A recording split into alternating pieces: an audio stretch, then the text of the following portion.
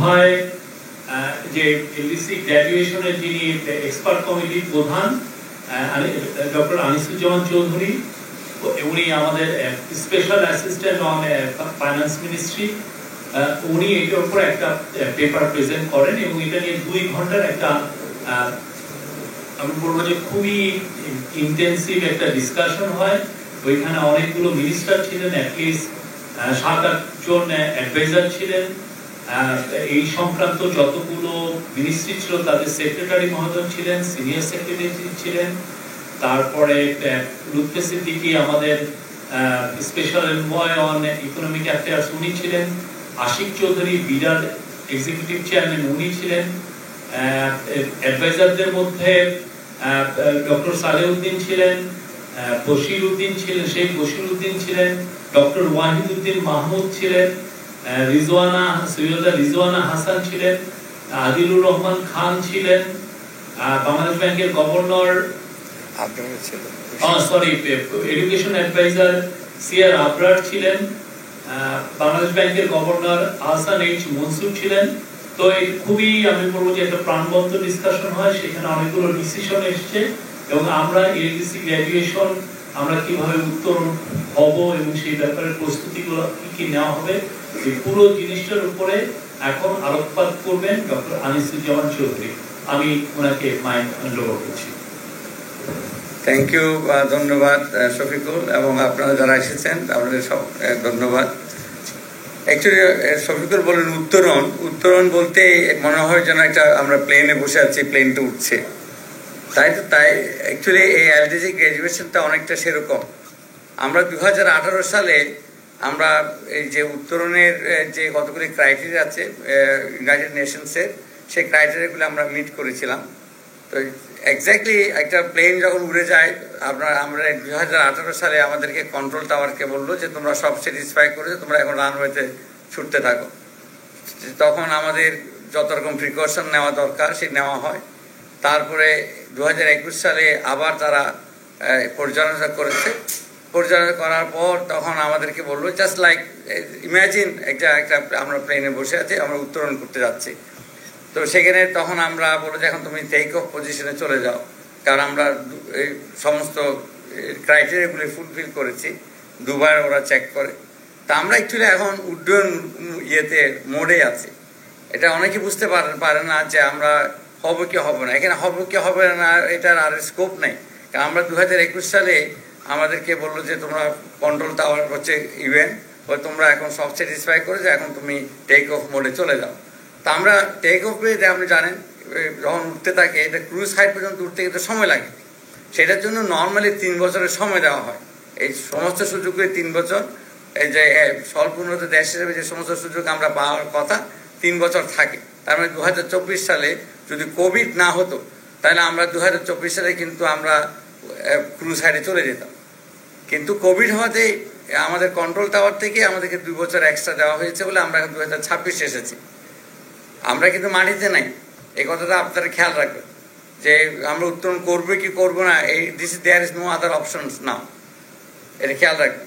তো সেখানে আমরা যখন এখন আমরা আজকে যে মিটিংটা হলো সেখানে আমরা আমাদের প্রস্তুতি, আমাদের সিট বেল্ট ঠিক আছে কিনা, আমাদের অন্যান্য এই যে ফুয়েল মিটার ঠিক আছে কিনা, র্যাডারটা ঠিক মতো চলছে কিনা, অক্সিজেন মাস্কটা ঠিক মতো কাজ করবে কিনা, এগুলি নিয়ে আমরা আজকে পুঙ্খানুপুঙ্খানু আমরা আলোচনা করেছি এবং কিছু আমরা আইডেন্টিফাই করেছি কোন কোন জিনিসে আমরা শক্ত অবস্থায় আছি, কোন কোন জিনিসে আমরা আরও শক্ত হতে হবে, এগুলি আমরা আজকে পর্যালোচনা করেছি।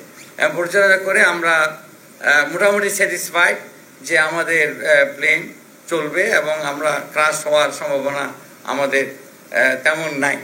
আমরা ক্রুজ সাইডে ইনশাল্লাহ উঠে যেতে পারবো 2026-এ এবং 2026 যদি আমরা ক্রুজ সাইডে চলে যাই তখন আমরা চিন্তা করেন প্লেন ক্রুজ সাইডে গেলেও পাইলট বলতে থাকেন ক্যাপ্টেন যে আপনার সিট বেল্ট ভরে থাকেন, প্রয়োজন না হলে খুলবেন না, কারণ যে কোনো সময় একটা এয়ার পকেট এটা ওটা আসতে পারে।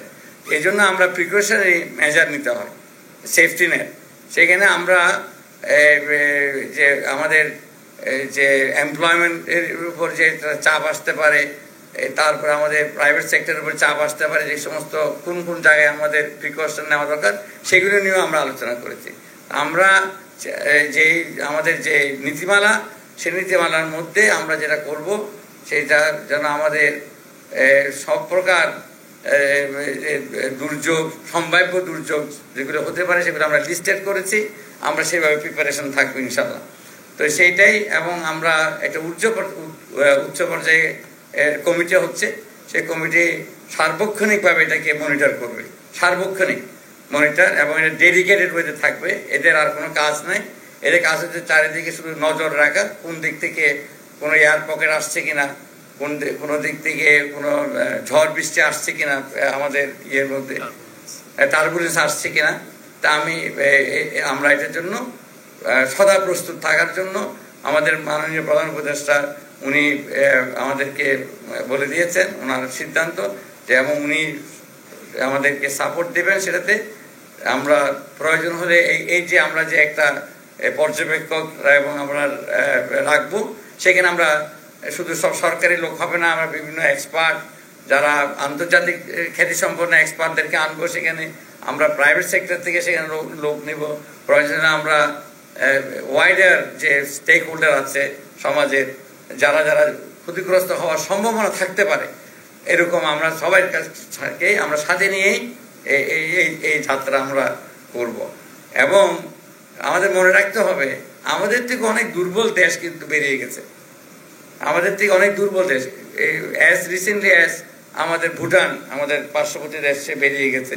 তো ওরা কোভিডের ইমিডিয়েট পরপরই বেরিয়ে গেছে।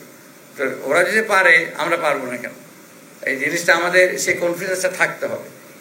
আপনার এই যে সামোয়া, একটা প্যাসিফিক স্মল আইল্যান্ড, সে বেরিয়ে গেছে।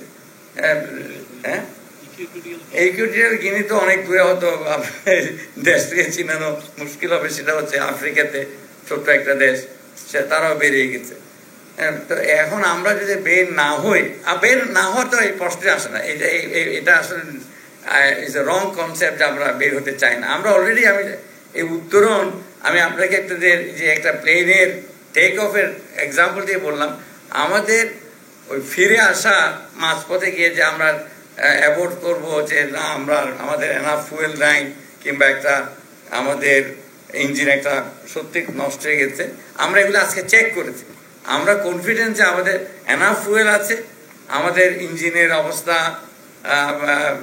ভালোই। তবে হ্যাঁ, কিছু আমাদের আরো কিছু শক্ত করতে হবে, কিছু সিট বেল্ট এক্সট্রা লাগাতে হবে হয়তোবা, কিংবা অক্সিজেন মাস্কগুলি সার্ভিসিং করতে হবে। এগুলির জন্য আমরা লিস্ট করে ফেলেছি। এই লিস্ট করে আমরা মোটামুটি কাজ শুরু করে দিয়েছি। আমি বারবার বলছি, আমরা উই আর কনফিডেন্ট, ইনশাল্লাহ আমরা আমাদের সমস্যা হবে না। তবে প্রিকশনের মেজার থাকবে। আপনি এই যে একজ্যাক্ট প্লেনের উত্তরণের এই কনসেপ্টটা মনে রাখবেন যে আমাদের প্রিকশনারি মেজার থাকবে, সেফটি নেট থাকবে। এই সেফটি নেটগুলি করার জন্য আমরা সমাজের সর্বস্তরের লোকজনকে সাথে আলোচনা করব, ওদেরকে সাথে রাখবো, ওনাদেরকে, এবং আমাদের যে যারা এটাকে পরিচালনা করবেন, পাইলট, কো পাইলট যারা থাকবেন, তারা এক্সপার্ট, আন্তর্জাতিক সুনাম খ্যাতিসম্পন্ন ব্যক্তিদেরকে নিয়ে আমরা এই টিমটা অচিরেই, আমরা আজ থেকে কাজ শুরু হয়ে গেছে ধরে নিতে পারেন। আমরা সার্চিং শুরু করে দিয়েছি এবং এটাই হবে। আমার আর বেশি কিছু বলার নাই। আপনাদের কোনো প্রশ্ন থাকলে করতে পারেন। আমি এই আজকের মিটিং এ আমাদের চিফ অ্যাডভাইজার কয়েকটা কথা বলেছেন। একটা তো বললেন যে একটা ডেডিকেটেড একটা টিম থাকবে, তারা এই পুরো জিনিসটা দেখবেন। এটা একটা আজকের একটা ডিসিশন। আর একটা হচ্ছে যে উনি বলেছেন, ওনার কয়েকটা কোড আমি আপনাকে বলেছি যে আমাদের ডিসিশন কিন্তু নেওয়া হয়ে গেছে, এখন we have to move in full speed, পুরো স্পিড নিয়ে আমাদেরকে এগোতে হবে, এটা উনি বলেছেন। এবং সে অনুযায়ী যত ধরনের প্রস্তুতি দরকার সেটা উনি নিতে বলেছেন, এবং যাতে কোনো সেক্টর যদি এফেক্টেড তো না হয়, বরং আমরা এটা থেকে কিভাবে ম্যাক্সিমাম বেনিফিট আদায় করতে পারি সেই বিষয়টা উনি বলেছেন, যে কিভাবে আমরা আরো যাতে এটা পুরো নেভিগেট করে আমরা যাতে এটা থেকে কত আরো আমাদের আরো বাংলাদেশকে, উনি বলেছেন যে এটা একটা এই পুরো রিজিয়নের জন্য একটা ম্যানুফ্যাকচারিং এবং ইকোনমিক হাব তৈরি করা, এবং এটা এলডিসি উত্তরণের পরেও যাতে এটা আরো শক্তভাবে আমরা করতে পারি, আরো বেটার ভাবে করতে পারি, সেটার কথা উনি বলেছেন। আর উনি বলেছেন যে সার্বক্ষণিক যে কোথায় কি হচ্ছে সার্বক্ষণিক মনিটরিং এর কথা উনি বলেছেন, যে এইটা হচ্ছে ক্রিটিক্যাল পার্ট, যে মনিটরিং করতে হবে কোথায় কি হচ্ছে, কোন জায়গায় যেন কোনো টার্বুলেন্স না হয়, যেটা উনি মানে একটা এয়ারক্রাফটের ল্যাঙ্গুয়েজে বললেন। এটাই ছিল ইয়ে। আর আপনারা প্রশ্ন করতে পারেন, প্রশ্ন করার আগে আপনার নাম বলবেন, প্রতিষ্ঠানের নাম বলবেন, প্রত্যেকটা প্রশ্নের উত্তর দিবেন ডক্টর আনিসুজ্জামান চৌধুরী। আচ্ছা, আমার নাম মুস্তাফিজ, আমি ফিনান্সিয়াল এক্সপ্রেসে কাজ করি। আমার প্রশ্ন হচ্ছে যে আপনি বললেন যে টার্বুলেন্সের বিষয়ে, যে সম্ভাব্য কি কি টার্বুলেন্স আসতে পারে, এটা নিয়ে আপনার একটা লিস্ট করেছেন। এই লিস্টে সবথেকে বড় কি ধরনের সম্ভাব্য দুর্যোগ আপনারা আশঙ্কা করছেন, এবং সেই দুর্যোগ মোকাবেলায় আপনারা কি ধরনের পদক্ষেপ চিন্তা ভাবনা করছেন? এটি একটি আরেকটি বিষয় হচ্ছে যে আমাদের চেম্বার এবং বিজনেস অ্যাসোসিয়েশন যারা বিভিন্ন সেক্টরের ব্যবসায়ী যারা, এরা কিন্তু বেশ কিছুদিন ধরে বলে আসছিলেন যে এই এলডিসি গ্রাজুয়েশনের বিষয়টি পেছানো যায় না, বা তারা সাজেস্ট করেছেন পেছানোর জন্য। সে বিষয়ে আপনাদের তাদেরকে প্রবোধ দেওয়ার জন্য আপনাদের ভাষা। Thank you. আপনার প্রশ্নটা খুবই জরুরি এবং গুরুত্বপূর্ণ প্রশ্ন। আমি পিছন থেকে শুরু করি, যে পেছানো যায় কিনা। পেছানো যায় কিনা এটার এই প্রশ্নটা অবান্তর। কারণ যে সমস্ত সুযোগ আমরা এখন পাচ্ছি, মনে করেন আমরা duty free, quota free access পাচ্ছি, সেটা কিন্তু 2026 সালে বন্ধ হয়ে যাবে না। অলরেডি অনেকগুলো দেশ অফারই করেছে আমাদেরকে, আমাদের যে ক্রিটিক্যাল মার্কেট আছে, ইউ ফর এক্সাম্পল, ওরা 2029 সাল পর্যন্ত এবারে বলেই দিয়েছে। তাহলে আমরা যে পিছিয়ে দিব, পিছিয়ে কেন দিবেন? আমরা চাওয়ার আগেই তো ওরা অফার করেছে। অস্ট্রেলিয়া বলেছে ইট ডাজন্ট ম্যাটার, তো আপনারা গ্রাজুয়েট করেন না করেন, আমাদের যে সুযোগগুলো আছে সে সুযোগগুলো চলবে।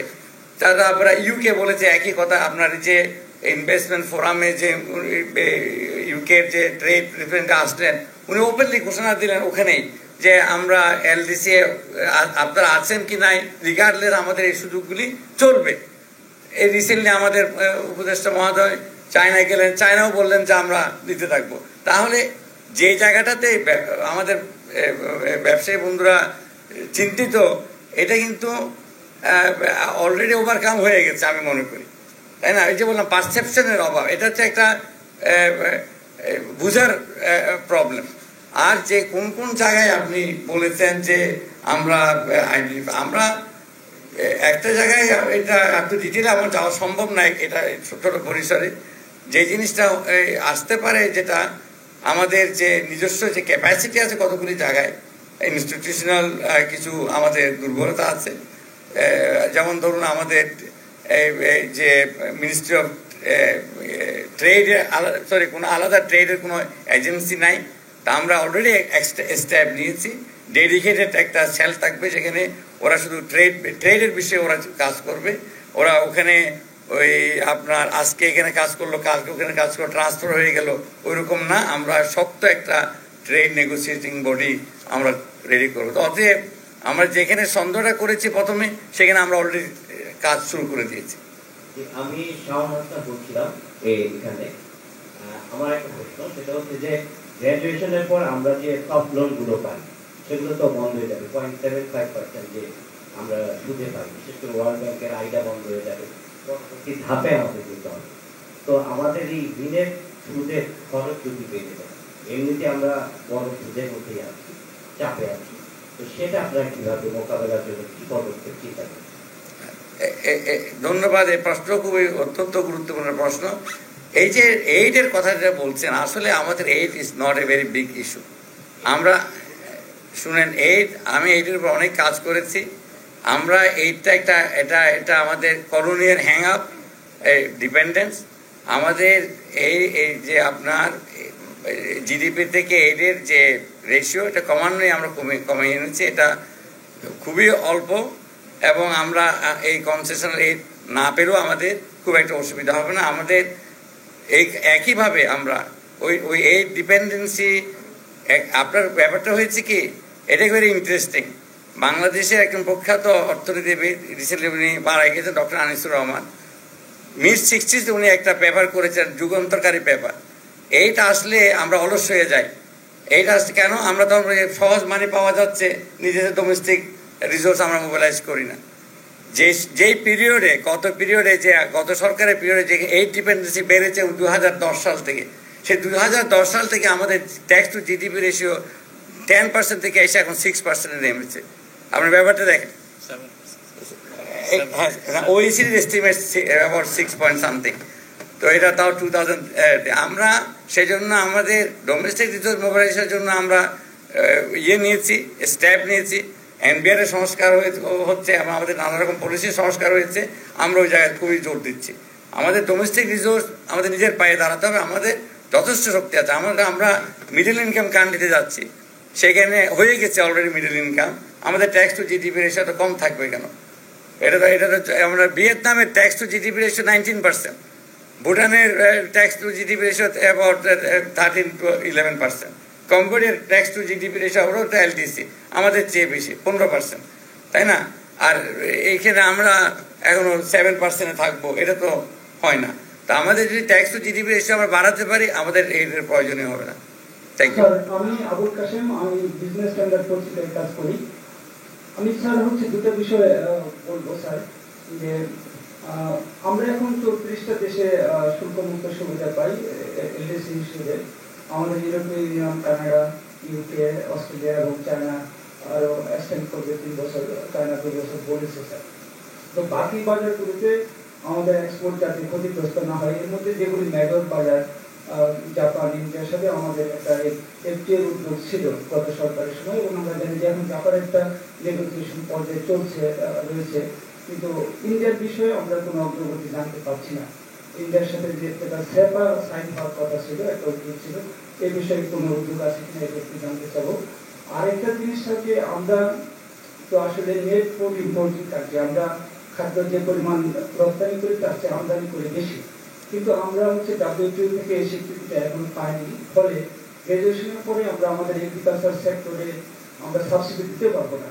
এখানে স্যার সরকার নিশ্চয়ই কোনো উদ্যোগ নেবে কিনা, যে net food country, importing country হিসেবে বাংলাদেশের স্ট্যাটাসটা নেওয়ার জন্য, এই দুটো বিষয় জানতে চাই। এটা অত্যন্ত গুরুত্বপূর্ণ প্রশ্ন করেছে। আমি আসলে খুবই প্লিজ, আপনারা অত্যন্ত রেলেভেন্ট প্রশ্ন করছেন।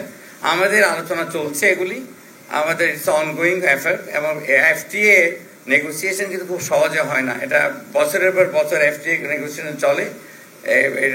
আমরা এটা অ্যাবান্ডন করি নেই, জাপানের সাথে চলছে, তারপরে অন্যান্য দেশের সাথেও চলছে আমাদের এফটিএ নেগোসিয়েশন, কারণ গিভ অ্যান্ড টেক। তার মধ্যে এখন ট্রাম্পের যে ঝড়টা এসেছে, এটাতে আবার নতুন করে অনেক কিছু এখানে অ্যাড হবে, আবার ডিসকাশনে আসবে। এই তারপরে আপনার ওই WTOর ব্যাপারটাও আমরা এটা মনে রাখবেন, WTO নিজেরই এখন অনেক সমস্যা, বিশেষ করে ট্রাম্পের বিভিন্ন ইয়েতে। আমেরিকার WTOর উপর তেমন কোনো ইন্টারেস্ট নাই, এটাকে অনেকে বলে যে এটা ICUতে আছে। তো ওদের পক্ষ থেকে আমাদেরও যতটুকু উৎসাহ, ওদের পক্ষ থেকে ওদের সমস্যা ওদের সাইডে বেশি, ওদের লোকবল নাই এখন। বিকজ এই সমস্ত ইন্টারন্যাশনাল অর্গানাইজেশন চলে কান্ট্রি সাবস্ক্রিপশনে, ওদের তো আর কোনো ব্যবসা নেই। কারণ কান্ট্রি যখন সাবস্ক্রিপশন বন্ধ করে দেয়, এবং মেজর ডোনার হচ্ছে সাবস্ক্রিপশন হচ্ছে ইউএস যখন তার ফান্ডিং কমায় ফেলে, তখন ওই সমস্ত অর্গানাইজেশন চলা, ওদের লোকবল রাখা খুবই কঠিন। ওটা ইউনাইটেড নেশনসে আপনার এখন ওরা চলছে, ইউনাইটেড নেশন 30% বাজেটে চলছে। আপনি যদি এখন এই করতে, ইউনাইটেড নেশনসের বাজেট আপনার এই যে নিউ ইয়র্ক সিটির যে ফায়ার ডিপার্টমেন্ট আছে তার চেয়েও কম। আমি আবহাওয়া সমাধানের কাজ করি।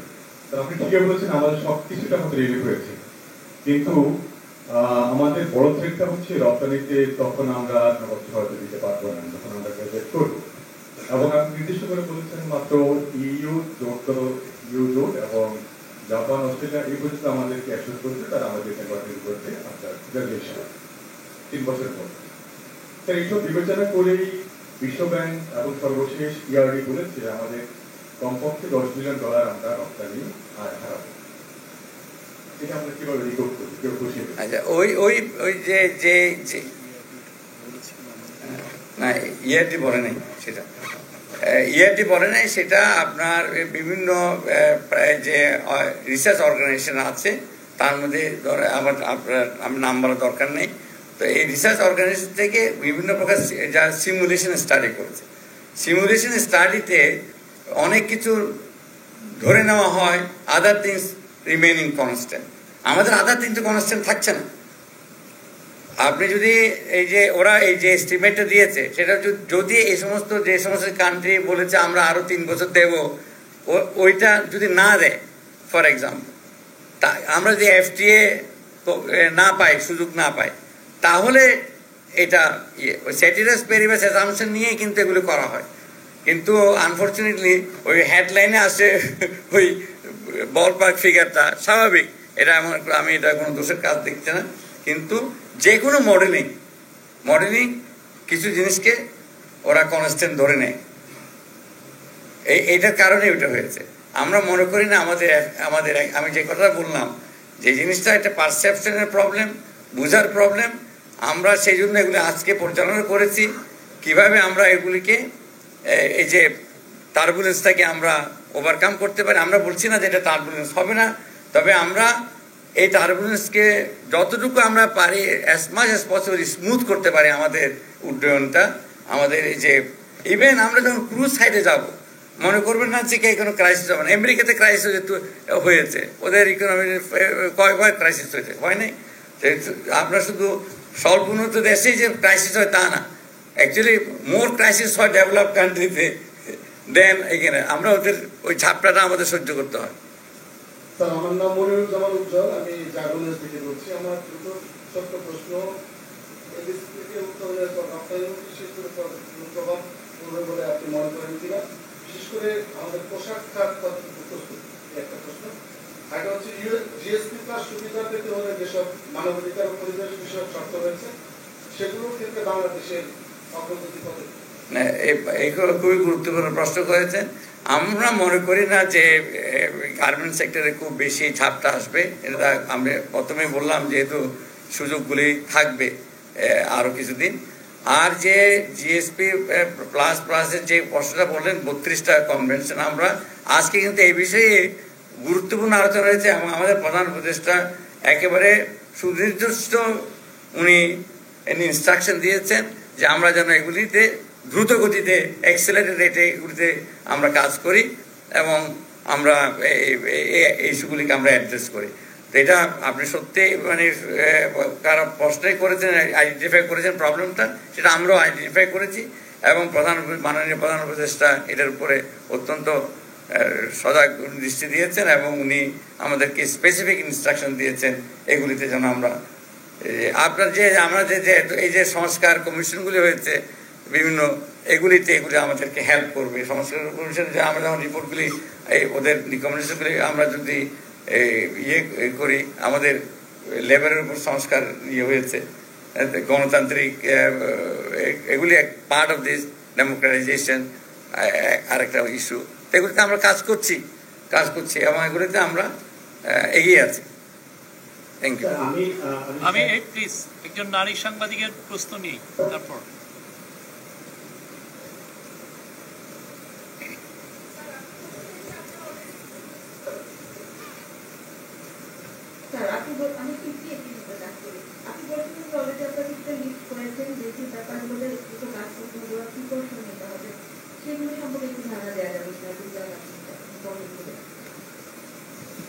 এই যে কিছু ধারণা দেওয়া যাবে, যেমন আমি একটা উদাহরণ অলরেডি দিয়েছি, সেটা হচ্ছে আমাদের যে ইনস্টিটিউশনাল ক্যাপাসিটিগুলি, আমাদের যে ইনস্টিটিউশন, আমাদের ধরেন ডেডিকেটেড ট্রেডের উপর কাজ করার জন্য এরকম কোনো দপ্তর কিংবা মিনিস্ট্রি কিংবা এজেন্সি নাই।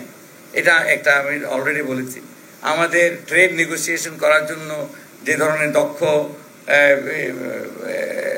অফিসার দরকার, সেটা আমরা রিক্রুটমেন্টের কাজ আজ থেকে শুরু হয়ে যাবে। এত ডিটেল যাওয়ার দরকার নেই, অনেক লম্বা লিস্ট। আমি জাস্ট দু একটা এক্সাম্পল দিচ্ছি। সেটাই যেমন এটা ভেরি ইম্পর্টেন্ট ইয়ে হচ্ছে আমাদের এই যে ট্রেড নেগোসিয়েটর এফটির কথা বলছেন, আমাদের এক্সপেরিয়েন্স লোকের এটা হিস্টোরিক্যাল ব্যাপার। আমরা এই ইনস্টিটিউশনটা ছিল না, আমরা কমার্স মিনিস্ট্রিতে কিছু লোক আছেন, আমাদের ফরেন মিনিস্ট্রির কিছু লোক আছেন, ওনারা 2 বছর কাজ করেন ট্রান্সফার হয়ে যান, 3 বছর কাজ করেন ট্রান্সফার হয়ে যান, তারপর অন্যান্য কাজের ফাঁকে কাজগুলি করেন, ওনারা ডেডিকেটেড নাই। এই আপনারা ইউএসসিতে দেখেন, এত বড় একটা দেশ, তাদের একটা আছে কি USTR, United states trade representative, অস্ট্রেলিয়াতে আছে অস্ট্রেক, এভাবে বিভিন্ন দেশে আছে, জেট্রো আছে জাপানে। তো প্রত্যেক দেশেই এরকম একটা ইনস্টিটিউশন আছে যারা শুধু ট্রেড নিয়ে চিন্তা ভাবনা করছে। আমরা এটা আমাদের সবচেয়ে বড় দুর্বলতা। আমরা এটাতে কাজ আজ থেকে শুরু হয়ে গেছে মনে করতে পারেন, একচুয়ালি আজ থেকে না, এটা গতকাল থেকে শুরু হয়ে গেছে। কারণ আমরা যখন আইডেন্টিফাই করছি, আমরা এখনই লোক দেখা শুরু করছি কিভাবে করা যায়, কোথায় লোক পাবো। সরকারি লোক হবে যেমন কথা নাই, আমরা বাইরে থেকে নেবো। আমরা সেখানে যে বিজনেস সেক্টরে যারা এক্সপিরিয়েন্স আছে ট্রেডের, তাদের থেকে লোক নেব। আমরা একটা শক্তিশালী ট্রেড নেগোসিয়েটিং বডি আমরা ইনশাল্লাহ ইয়ে করবো, এবং এটা নেতৃত্বে খুব সিনিয়র লেভেলের নেতৃত্ব থাকবে, সিনিয়র লেভেলের নেতৃত্বে আমরা করবো। স্যার, আমি সাইফুল ইসলাম বলছিলাম, আমি সহযোগিতা কাজ করি। আগে সরকারের যে তথ্য, সেই তথ্যের উপর ভিত্তি করে সম্ভবত এলডিসি গ্রাজুয়েশনে যাচ্ছে। তো এখন ইতিমধ্যে আমরা শ্বেতপত্র কমিটির যারা ছিলেন তেনারা বলেছেন যে তথ্যটা নাকি অতিরঞ্জিত। তো এটা রিভিউ কি আসলে করা হচ্ছে কিনা আমি জানি না। যদি এটা রিভিউ না করা হয় তাহলে সেদিক থেকে আসলে এলডিসি উত্তরে যাচ্ছে, এটা আসলে কি কোনো চ্যালেঞ্জের মুখে পড়বে কিনা? Again very good question. আমরা যখন এই যে দেখছি, আমি যে বলছি, আমি যখন উড্ডয়নের মধ্যে আছি, আমরা পাইলট কনস্ট্যান্টলি মনিটর করে, সেখানে আমরা দেখলাম কিছু সমস্যা আছে। তার মধ্যে একটা হচ্ছে আমাদের ঝড় বেড়েছে, ট্রাম্পের নতুন ঝড়, ফর এক্সাম্পল ওয়ার এসেছে। আগে তো একটা স্টর্ম ছিল, সে কোভিড, এখন আবার নতুন অ্যাড হয়েছে। আমরা দেখলাম কিছু ভুল তথ্য গিয়েছে, আমরা দেখলাম কিছু লিকেজ হচ্ছে, এই যেমন আমাদের করাপশন হয়েছে, অনেকগুলি টাকা চুরি হয়ে চলে গেছে এই দেশ থেকে, লিকেজ হয়েছে আমাদের কিছু কিছু বেল টেল কিছু একটু উইক ছিল, এগুলি আমরা আইডেন্টিফাই করেছি। আমি জাস্ট ওইটা বোঝার জন্য আমরা এগুলি পর্যালোচনা করে দেখলাম এতে কতটুকু রিস্কি, এগুলি ভুল তথ্য থাকলো, তেল কিছু কিছু লিক হলো, আমরা কি পারবো কিনা। আমরা কনফিডেন্ট এই সমস্ত থাকার পরেও আমরা যে অবস্থায় আছি, আমরা ইনশাল্লাহ স্মুথলি ক্রুজ সাইডে যেতে পারবো। এবং আমরা সাথে সাথে আমি যেটা বলছি, আমরা প্রিকশনারি সেফটির মেজারও নিচ্ছি। আমি ওর প্রশ্নের সাথে একটা সাপ্লিমেন্ট করতে চাই। আপনি যে তথ্যের কথা বললেন যে সামান্য কিছু, কিন্তু তথ্যের যে সাগর চুরি হয়েছে তার একটা ছোট্ট উদাহরণ দিই। যেমন আমাদের কৃষি বিপণন অধিদপ্তর বলছে যে পৃথিবীতে সবচেয়ে বেশি পেঁয়াজ আমদানি করে এমন দেশের তালিকায় যুক্তরাষ্ট্র থেকে শুরু করে জার্মানি আছে। যুক্তরাষ্ট্র করে 5,43,000 টন পেঁয়াজ আমদানি করে, আর জার্মানি সর্বনিম্ন করে হচ্ছে 2,83,000 টন। এই তালিকার মধ্যে কিন্তু বাংলাদেশের নাম নেই। অথচ কৃষি বিপণন অধিদপ্তর বলছে বাংলাদেশ সর্বশেষ গেল অর্থ বছরে 5,52,000 মেট্রিক টন পেঁয়াজ আমদানি করেছে। সেই হিসাবে বাংলাদেশ বিশ্বের আমেরিকার চেয়ে বেশি পেঁয়াজ আমদানি করে। অথচ তাদের যে রিপোর্ট, সেই রিপোর্টের টপ 10 কান্ট্রির মধ্যে আমাদের কোনো অবস্থান নেই। তাহলে এই যে বিগত দিনে যে তথ্যের পুকুর চুরি বা সাগর চুরি বা বিকৃতি হয়েছে, সেইটা আসলে এই সরকার কতটুকু আমলে দিয়েছে? কারণ ইতিমধ্যে আমরা যখন বিবিএস এর রিপোর্টটা দেখেছি, সমস্ত রিপোর্টই কিন্তু চ্যালেঞ্জের মুখে পড়েছে। মূল্যস্ফীতির যে তথ্য দেখানো হয়েছে সেটার মধ্যে প্রশ্ন উঠেছে, জিডিপি কে ফুলিয়ে ফাটিয়ে দেখানো হয়েছে, যে কারণে বলা হয় যে আমাদের কর জিডিপি রেশিও কম, কারণ আমরা জিডিপিটাকে অনেক বড় করে দেখিয়েছি। মাথা পিছু আয় এক ধাক্কায় কয়েকশো ডলার কমে গেছে। তাহলে এই সমস্ত বড় ধরনের পরিসংখ্যানগত যে বিভ্রান্তিটাকে এই সরকার এই 8 মাসে কতটুকু আমলে নিয়ে সামনের দিকে যাওয়ার কথা ভাবছে, নাকি পরিসংখ্যানগুলোকে নিয়ে আরেকটু চিন্তা ভাবনা করে আপনারা সিদ্ধান্ত নেবেন? আপনি শুনেন, সিদ্ধান্ত নেবেন, সিদ্ধান্ত নেওয়ার তো আমার আর কোনো স্কোপ নেই। আমি তো উঠছি, আমাকে এখন ধরতে হবে এই যে পরিসংখ্যান যেগুলি ভুল দিয়েছে, আপনি যেগুলি কোট করলেন, তার কাউন্টার কি করতে পারি আমরা। আমার ওই যে বারবার যেটা বলছি, আপনারা বোঝার চেষ্টা করেন, আমরা ফ্লাইট কিন্তু অ্যাসেন্ডিং, আমরা 21 সালে অ্যাসেন্ড করে গেছি। যারা আজকে প্রশ্ন করছেন এটা 21 সালে করা উচিত ছিল, তাই না? আমরা যেটা ইনহেরিট করেছি, আমরা ফ্লাইটের কিন্তু অলমোস্ট ক্রুজ সাইডের কাছাকাছি গিয়ে আমরা ইনহেরিট করেছি এই প্লেনটাকে, খেয়াল করেন সেটা। এই যে এখানে থেমে যাওয়ার কোনো সুযোগ তো নেই। আপনি থেমে গেলে পড়ে যাবেন ধাপ করে। ইমার্জেন্সি ল্যান্ডিং হবে না। আপনি দেখেন ওই যে সিঙ্গাপুরে না, ওই যে মিড-70s একটা বাংলাদেশের বিমান পড়ে গেছিল ধাপ করে, ওটা অনেকদিন ওই পায়া লেবার ইয়েতে এয়ারপোর্টে অনেকদিন পড়েছিল, ধাপ করে পড়ে যাবেন আপনি। এই জন্য আমরা ধাপ করে যেন পড়ে না চান, সেই জন্য আমরা এখন ব্যবস্থা যেই হাইটে গেছে আপনি চিন্তা করে দেখেন। 21 সাল থেকে আমরা অলরেডি 5 বছর, আমরা আর একটা বছর বাকি আছে। এখন এখান থেকে আপনি টার্ন ব্যাক করা আপনার এটা ইজ নট মানে আপনার রিস্কলেস, যে আমরা সেফলি আপনি চলে আসবেন। সেখানেও আমাকে তাহলে সেফটির ইস্যুগুলি আসবে। আমি সেফটির ইস্যু যদি সামনে গিয়ে যাইতে পারি, নিতে পারি, আমি ব্যাক করবো কেন? Very simple. স্যার, আমার নাম ইয়াসিন, আমি এজেন্ট নামে কাজ করি। স্যার, এখন পর্যন্ত অনেকগুলো বিষয় শুনলাম যে আমাদের অনেকগুলো সুযোগ সুবিধা বাতিল হবে, নানানভাবে আমরা ক্ষতিগ্রস্ত হবো। স্যার, তাহলে আমরা কেন এলডিসি থেকে আমরা উত্তোলন করছি, কিংবা এলডিসি থেকে উত্তোলন হলে বাংলাদেশ আসলে স্যার কি কি সুবিধা আসলে পাবে যা আমাদের জন্য আসলে কাজে লাগবে? আপনি একই প্রশ্ন করেন, কেন আমরা উত্তোলন করবো? কেন? আমাদের তার স্কোপ নেই। This question doesn't arise at all. বলতেছিলাম যে আমরা যেহেতু আমাদের কোনো স্কোপ নাই, আমরা হবো, হবার পরে আমরা আসলে সুবিধাটা আসলে কি পাবো? আপনি অন্য সুবিধা পাওয়ার করবেন কেন? আপনি সুবিধা সৃষ্টি করে নেবেন। আমরা ভিক্ষার মেন্টালিটি থাকবে কেন? আমার এটা তো যে বললাম, আমাদের কলোনিয়াল হ্যাংওভার, ভিক্ষার জন্য আমরা কি সুবিধা পাবো? আমি সুবিধা ক্রিয়েট করে নেব। এই যে আমরা যে এত বড় একটা ইনভেস্টমেন্ট সাবমিট করলাম, এটা কি জন্য করলাম? আমরা সুবিধা ক্রিয়েট করছি। আমরা আমাদের এই অঞ্চলকে আমরা এখানে এটা ইকোনমিক হাবের কথা আমাদের প্রধান উপদেষ্টা বলছেন। আমি যদি এখান থেকে আমি যদি সবসময় ভিক্ষার ঝুলি নিয়ে থাকি, আমি কি করে হাব হতে পারবো বলুন? এটা just ask yourself, common sense. আমি যে ভিক্ষার ঝুলি নিয়ে বসে আছি, আর ওদেরকে বলছে আপনারা আসেন আমাকে এখানে হাব করেন। আমি এখন দেবো ওদেরকে, আমার ওই সামর্থ্য আছে, আমাদেরকে বলে আমি তোমাকে দিতে পারবো। তখন তারা আমাকে ট্রাস্ট করবে, আমাকে কনফিডেন্সে আনবে ওরা, তাই না?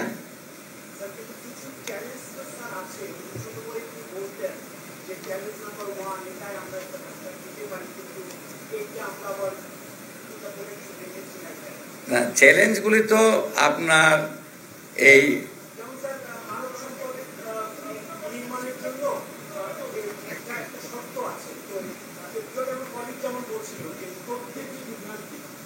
বলা হয়েছিল যে মানব সম্পদ, আপনি ভিয়েতনামের উদাহরণ বলেছেন, ভিয়েতনাম কিন্তু ওরা যা আর্ন করে প্রবাসী আমাদের কাছে অনেক কম করি। তো তথ্যের ফারাক থাকছে। এখানে বলা হয়েছিল যে জেলায় জেলায় কারিগরি শিক্ষা করা হচ্ছে, আসলে কিন্তু আমরা মাঠ পর্যায়ে গিয়ে দেখলাম যে সেটা নাই। তো দক্ষ মানব সম্পদ এটা একটা চ্যালেঞ্জ আছে। তারপরে বলা হয়েছিল যে আমরা বলি এসএসসি এবং ভোকেশনাল, কিন্তু তথ্যে বলা হয়েছিল যে ভোকেশনালটাই প্রধান, আমরা সাধারণ স্কুলে ট্রেড করবো, কিন্তু আমরা মাঠ পর্যায়ে গিয়ে দেখেছি তার কিছুই করা হয়নি। এইসব চ্যালেঞ্জ তো আছে। আমাদের প্রধান চ্যালেঞ্জ তো আপনারা জানেন, আমাদের এই যে বিগত আপনারা নিজেরাই বলছেন যে তথ্যের ভুল দিয়েছে।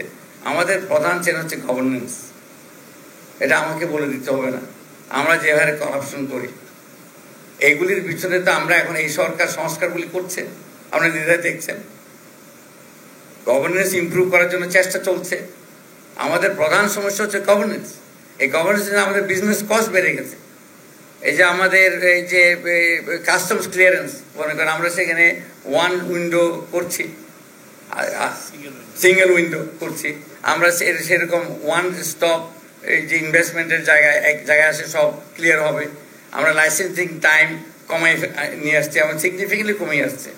আমার এক্সাক্ট ফিগারটা মনে আসছে যে এনবিআর চেয়ারম্যান সাহেব বললেন, সিগনিফিকেন্ট আমরা কভার করেছি। আমরা ডিজিটাইজেশনে যাচ্ছি যেন করাপশন কম হয়। আমাকে আমরা ডিজিটাল বাংলাদেশ বলেছেন, কিন্তু করাপশন তো বন্ধ হয়নি। তাইলে এগুলি তো আপনারা জানেন। তো এই আমাদের সবচেয়ে বড় চ্যালেঞ্জ হচ্ছে এটা। আর মানব সম্পদের কথা যেটা বলছেন, এটাও কারেক্ট। আমাদের প্রোডাক্টিভ ক্যাপাসিটি আপনার ভুটানের চেয়ে কম। আমরা সেগুলি, সেই জন্য আমরা শিক্ষা সংস্কার করছি। আমাদের শিক্ষা মানে ওইখানে আমরা হাত দিচ্ছি।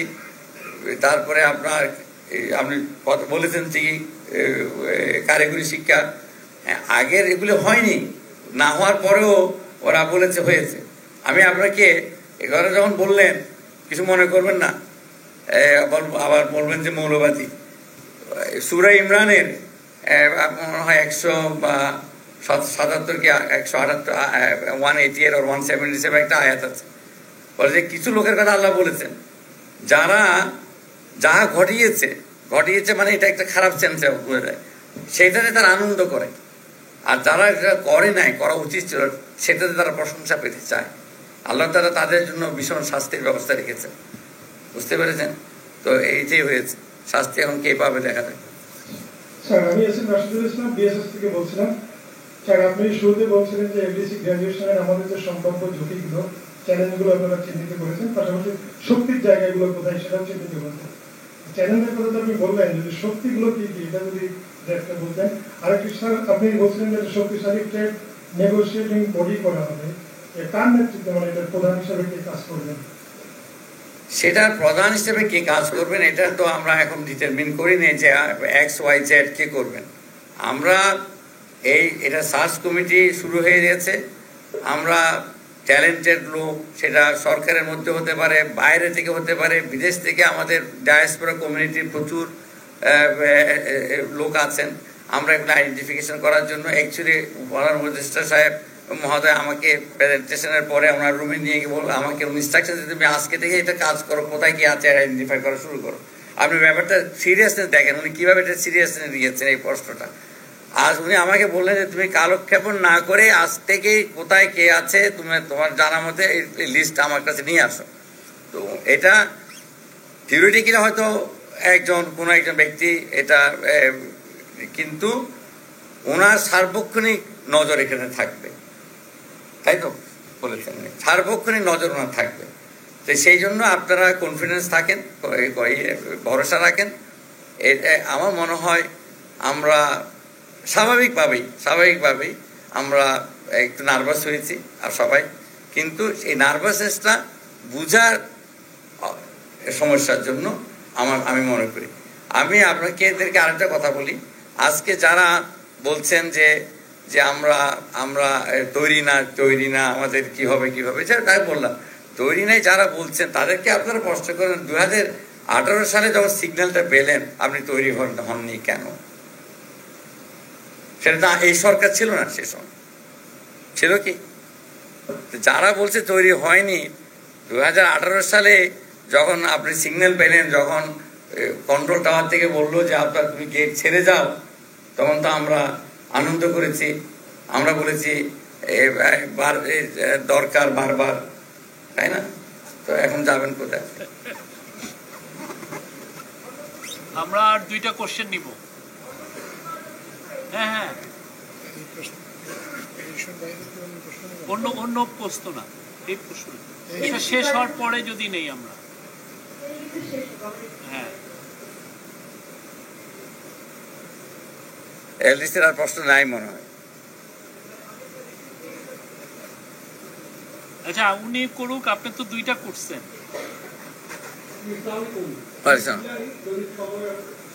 আপনি শুরুতে যেটা বললেন যে সার্বক্ষণিক নজরদারির জন্য একটি উচ্চ পর্যায়ে কমিটি করা হয়েছে, এই বিষয়ে যদি বিস্তারিত বলেন। আরেকটি বিষয়, আপনি আপনার স্পিচে বারবারই একটা কথা বলেছেন, ট্রান্সলেশন রয়েছে যে বর্তমানে ভূ রাজনীতিতে উত্তেজনা বিরাজ করছে, বিশ্ব অর্থনীতিতেও একটা মন্দাভাব আছে, এবং আমরা যদি এই লিস্ট থেকে বেরোয় যাই আমাদের ওষুধ শিল্প একটা ঝুঁকির মধ্যে পড়বে। এই সার্বিক বিষয়গুলো, এই যে চ্যালেঞ্জগুলো, এইগুলো একটা আমরা আসলে কিভাবে ফেস করবো, যদি একটু ডিটেইল সংক্ষিপ্তভাবে বলেন, উপকৃত হবে। Thank you. Very good question. আমি যখন যে সমস্ত ভূরাজনীতি, গ্লোবাল ইকোনমিক যে কথাটা বললেন, সেটা শুধু বাংলাদেশকে এফেক্ট করবে না, সবাইকে এফেক্ট করবে। কারণ will be all in the same boat. তো সেখানে আমি বিশেষভাবে ক্ষতিগ্রস্ত হব সেটা বলা যায় না আমাদেরকে, এবং এটা এখনো স্যাটেল ইস্যু না। এবং ভূ রাজনীতিতে যখন চ্যালেঞ্জ আছে, অপরচুনিটিও আছে। ফার্স্ট মুভার যে আপনারা দেখেছেন ট্রাম্পের যে প্রথম ধাক্কাটা আসলো, আমাদের প্রধান উপদেষ্টা মহোদয় ইমিডিয়েটলি অ্যাড করেছেন। উনি ওদেরকে যে সাজেশনটা দিয়েছেন, উনি চিঠি দিয়েছেন শুধু, এবং 90 দিনের জন্য উনি বলেন যে তুমি আপনারা স্থগিত রাখেন, আরো চিন্তা ভাবনা করেন, উনি রেডিলি অ্যাকসেপ্ট করেছেন সেটা। আপনারা দেখেছেন সেটা আমরা যে ফার্স্ট মুভার যে অ্যাডভান্টেজ, আমরা সব কথা আমাদের নেগোসিয়েশন যেগুলি আছে আপনারা জানেন ইকোনমিক ডিপ্লোমেসিতে সব কথা বলা যায় না ওপেনলি। আমরা ট্রাম্পের এই ঝড় আসার আগেতেই কিন্তু আমরা ওনাদের সাথে আলোচনায় আছি। তার একটা ফলশ্রুতি আপনি দেখেছেন এই যে স্টারলিংকটা এখানে এসেছে, এটা তো আমাদের সাথে এটাও তো বলা হয়েছিল যে ট্রাম্প জিতলে এই সরকারের জন্য অনেক ক্ষতি হবে, অনেক চাপে থাকবে। আপনারা দেখেছেন সেটা হয়নি। তার মানে আমরা ইকোনমিক ডিপ্লোমেসি চালিয়ে যাচ্ছি, সব কথা ওপেনলি বলা যায় না। আপনারা আশা করি এটা বুঝবেন। লাস্ট কোশ্চেন এই বিষয়ে, ওকে, অন্য কোনো বিষয়ে বলতে পারেন? জুয়েল কি এ বিষয়ে বাইরের বিষয়ে আর না বলেন।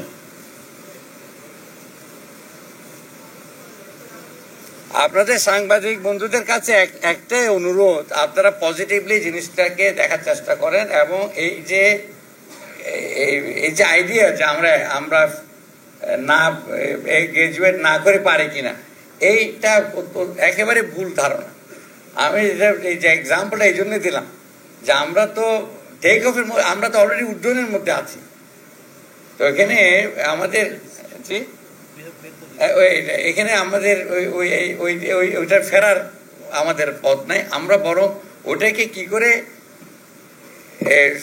নিরাপদ করব, এটাই আমাদের সবার চেষ্টা, সম্মিলিত চেষ্টা হতে হবে। এটা একটা ন্যাশনাল ইস্যু, সম্মিলিত চেষ্টা হতে হবে আমরা এই বিমানটাকে কিভাবে নিরাপদ রাখতে পারি এবং নিরাপদে আমরা ক্রুজ সাইডে যেতে পারি এবং ওখানেও আমরা নিরাপদে থাকতে পারি। তো ক্রুজ সাইডে গেলেই যে আপনি সিট বেল্ট ছেড়ে দিয়ে একেবারে আনন্দ করবেন সেটাও না, আমাদের সর্বক্ষণ সজাগ থাকতে হবে, সর্বক্ষণ সজাগ থাকতে হবে আমাদেরকে। আমি প্রশ্ন করবো? আমি মহিউদ্দিন ডেলিশনে কাজ করছি।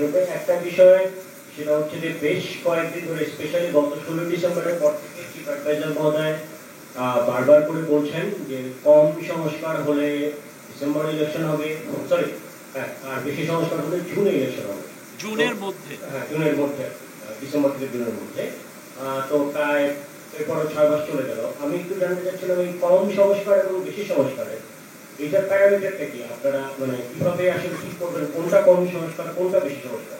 এই পুরো জিনিসটা ডিপেন্ড করবে হচ্ছে কনসেনসাস কমিশনের সাথে আমাদের পলিটিক্যাল পার্টির যে ডায়ালগ হচ্ছে সেটার উপরে। আমাদের পলিটিক্যাল পার্টিগুলো যে বিষয়গুলো ওনারা ঐক্যমত্যে পৌঁছবেন সেটার উপর ডিপেন্ড করবে যে আমরা আসলে কতটুকু সংস্কার করতে যাচ্ছি, এবং সেই সময় আসলে ডিসিশনটা হবে যে কতটুকু কোন সংস্কারে আমরা যাব নাকি বেশি কতটুকু। যে যদি এমন হয় যে আমরা 200টা সংস্কার করব, তার মধ্যে কি 10টা এখন করব, বাকিটা যারা পলিটিক্যাল গভর্নমেন্ট আসছে তারা করবে, এরকম। এই পুরো বিষয়টা নির্ভর করছে কনসেনসাস কমিশনের সাথে পলিটিক্যাল পার্টি ডায়ালগের উপরে।